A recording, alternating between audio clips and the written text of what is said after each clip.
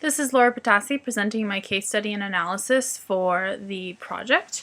I picked Dunkin' Donuts, and I'm going to start this analysis starting off with the study that we had to do.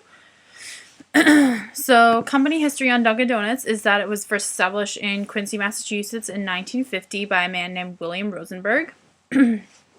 It's a global donut and coffee house chain that originally was started in America, of course. And since its founding, it's opened up nearly 11,000 restaurants and shops and in 33 different countries. The chain's products include donuts, coffee, culottes, sandwiches, bagels, and just a variety of other baked goods and beverages. The marketing efforts that DD, as it's called for short, has put forth are numerous commercials on television that you'll see.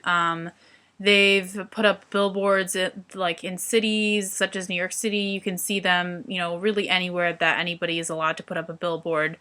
If they're in that specific state. For example, they're not very popular in California. There's very few stores in California versus if you were in Connecticut or New Hampshire or even possibly Vermont. If there's an area where they're allowed to put up a billboard, they will do so. A lot of people do buy their coffee at Dunkin'. It's a very commonplace thing, especially here in the Northeast, I think. You can't really turn a street corner without seeing a Dunkin'. It's just because of that they've named themselves their slogan as America Runs on Dunkin'. They're a sponsor of the New England Patriots, the Boston Red Sox. It's a very New England company, and they definitely capitalize their business on that and have made a huge scene in this part of the country because of that. In 2014, they opened up a rewards program called DD Perks, which a lot of people have heard of and are now taking part in. It offers customers free nationwide points on beverages, so every single time they make a visit at any of the locations, they get points, and they can use these points towards free coffees, gift cards, really anything that they want to purchase. Going back to the relationship they have with sports fans, it's really a fine line, I think, and definitely a gutsy thing to do, because if a company is sponsored with, for example, the Boston Red Sox like they are, and you're a Yankees fan and you don't like that, maybe you don't want to go and support that company, but I feel like it was a smart move on their part to do that, because New England is definitely Patriots fans' place, if anything, and a lot of times if you are a Yankees fan, you don't really mind seeing the fact that there is a Patriots sign in your cup. After the company's owner, Rosenberg, passed away in 2002, the strategy of where they tried to shift their marketing changed a little bit. They grew a different customer base. They grew building-wise, they grew with different customer base, and they started to stop carrying certain things like the cruller, which is a French donut, and they stopped carrying that because they said it was too much work to create, and they started focusing on how to make more money and grow bigger and faster, just like anybody would, versus staying a small-time company.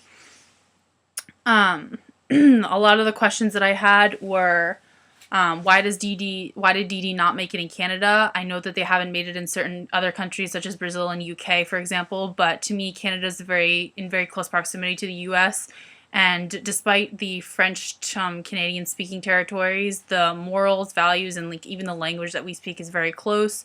So it was surprising to me that they didn't make it in Canada. What goals does the company have to expand to other countries, and what better marketing techniques can the company use to better promote their products? To answer those questions, it made itself big in America and in countries worldwide, but it didn't make it in Canada because of the growing Tim Hortons Tim Hortons fan base that was. Tim Hortons was like a relatively small company, and after DD had about 200 franchises in Quebec and in the Montreal area, and then after the franchisees told the headquarters that Tim Hortons was growing and that it was like a growing storm and they had to be prepared for it, the headquarters didn't really pay attention to that. And so they no longer have that many stores there. So when Tim Hortons went from 500 to 1,000 stores in between 4 years, DD has now gone down to about 41 stores in the Quebec area. And they also, based on Canadian court, had to pay $16.4 million for failing to protect its brand. Second question was about how they're going to expand to other countries. The new CEO, or the current CEO that they have right now, is named Nigel Travis. He's a very innovative man, I think. He definitely thinks things through a lot more than the previous CEOs have. They have about 3,100 stores in 30 different countries, such as Qatar, Russia, Spain, Guatemala, Thailand.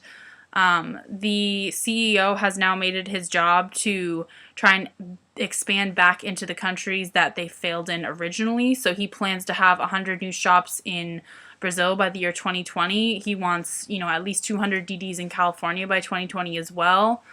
And he knows that even though they don't have a lot of stores in the Midwest and the Pacific Northwest, that he should definitely focus more internationally versus trying to expand nationally in those areas, because if the company doesn't grow internationally, it will ultimately fail.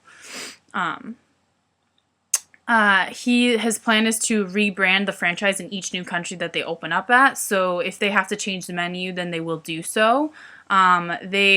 He's thought through how changing the menu to that certain country's taste will improve sales.